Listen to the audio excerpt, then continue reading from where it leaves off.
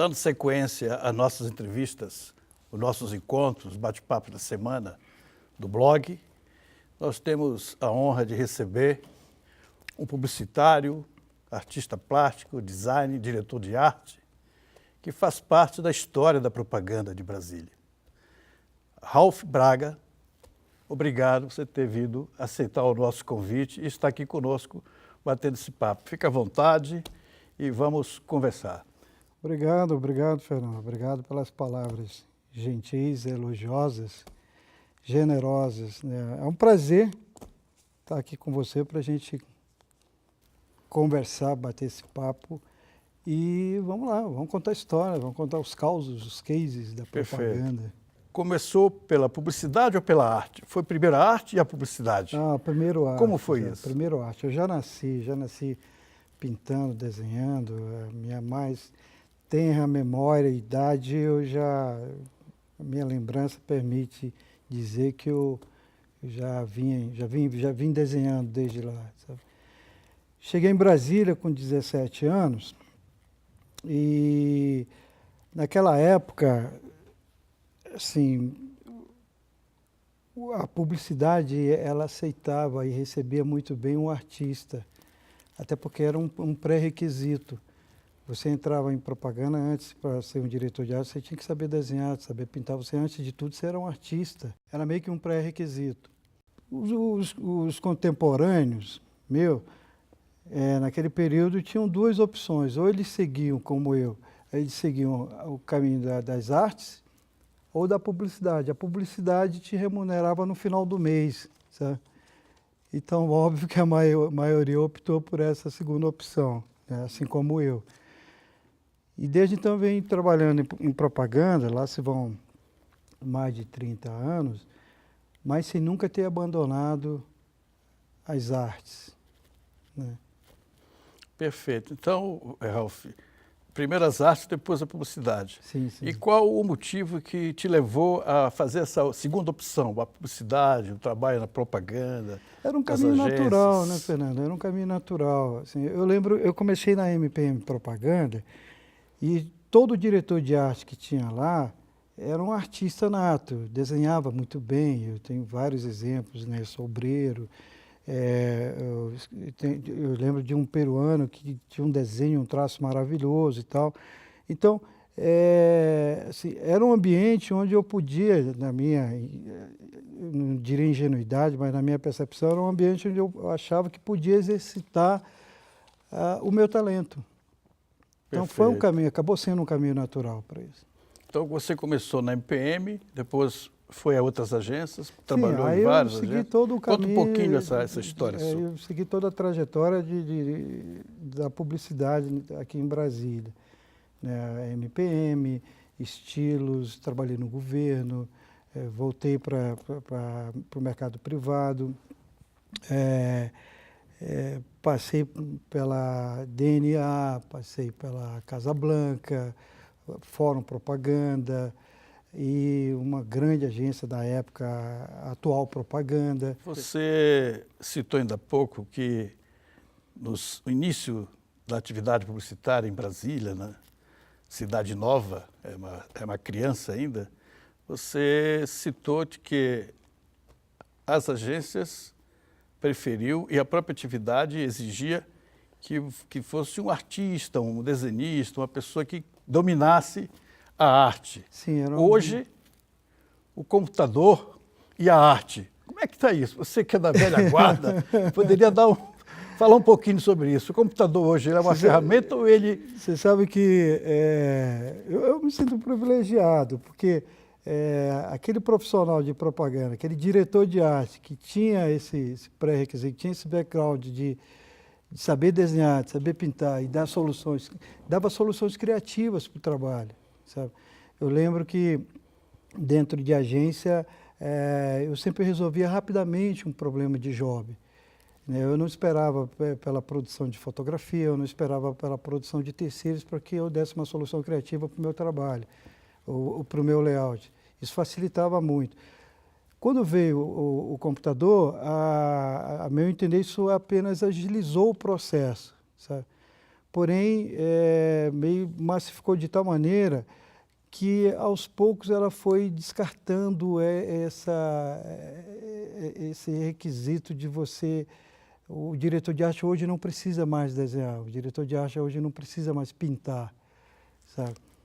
O que eu acho uma pena, né? Infelizmente, eu acho que sim, cada vez mais o designer, o diretor de arte, ele tem que estar atento a esse processo, sim, ele tem que se formar nesse contexto, sim, tem que buscar se atualizar e se aperfeiçoar e se qualificar nesse campo de arte, sabe? Isso dá subsídio, isso dá um suporte fantástico para quem é criativo da propaganda.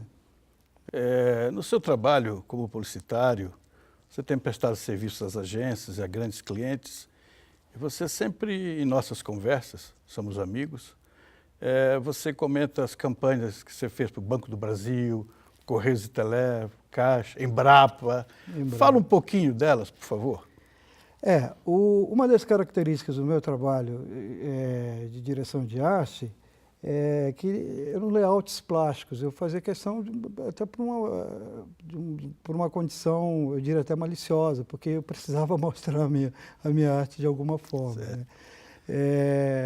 E com isso eu criei uma escola de layouts plásticos, layouts desenhados, pintados, né?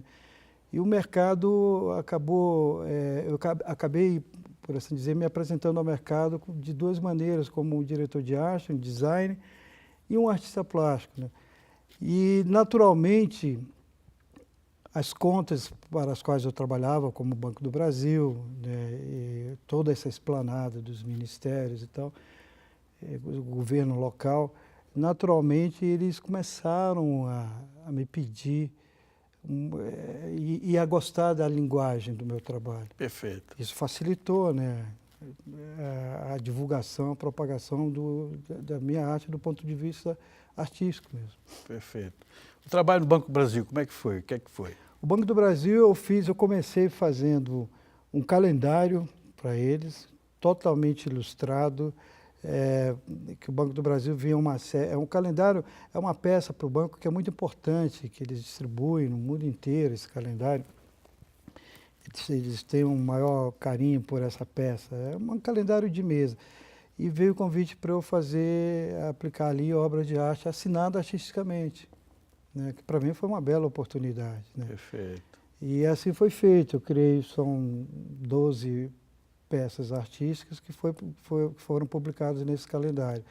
E na sequência veio uma série de outras. Eu também acabei fazendo uma coleção de 10 obras de arte assinada também artisticamente para o Banco do Brasil, né?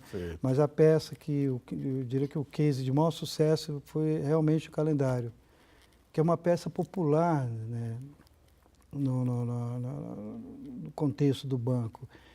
E é uma peça bem disseminada, né? E é uma peça que, historicamente, sempre eles fizeram opção por fotografia e algo que já não emocionava, não cativava. Saiu da mesmice, né? Saiu. Então, isso pegou muito bem para o banco, né? E o trabalho da Embrapa, o que é que foi? A Embrapa já trabalha há um bom tempo para a Embrapa, já fiz exposição na Embrapa. Quer dizer, a Embrapa já fez uma exposição com os meus trabalhos, né? E eu atendo a Embrapa já há bastante tempo e eles gostam dessa linguagem artística, eles gostam dessa pegada de arte, o que é incomum no mercado publicitário, sabe? Porque a nossa comunicação ela é muito fundamentada na fotografia, na imagem. Na imagem.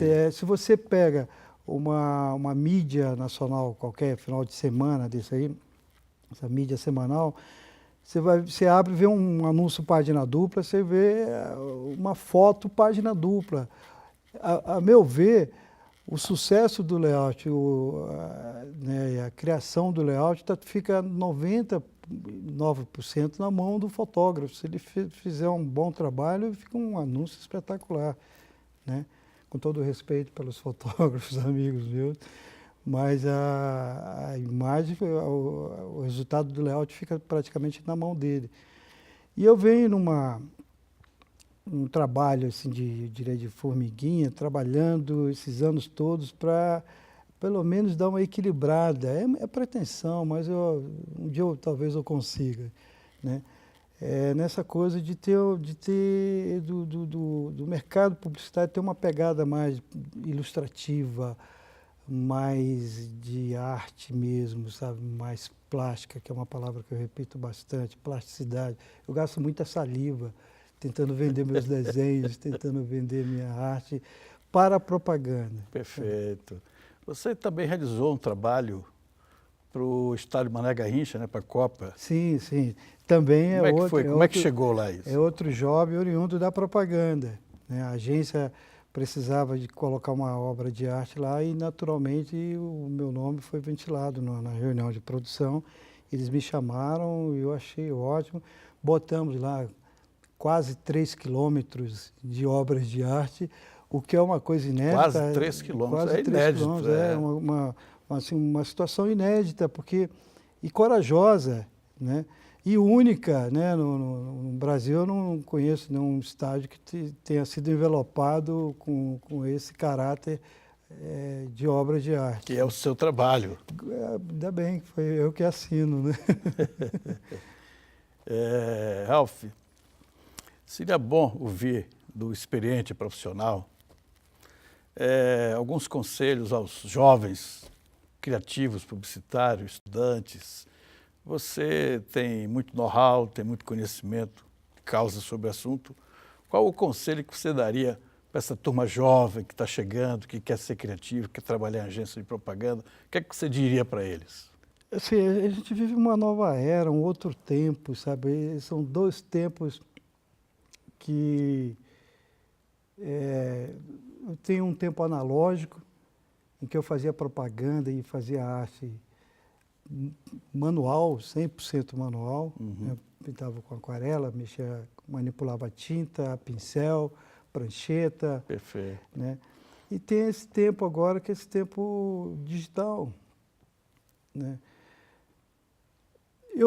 A minha geração pegou essa transição do analógico para o digital. Perfeito. Né? Essa molecada que está começando agora pegou só a etapa do digital, do tecnológico. Já chegou, o computador já estava aí. Sabe?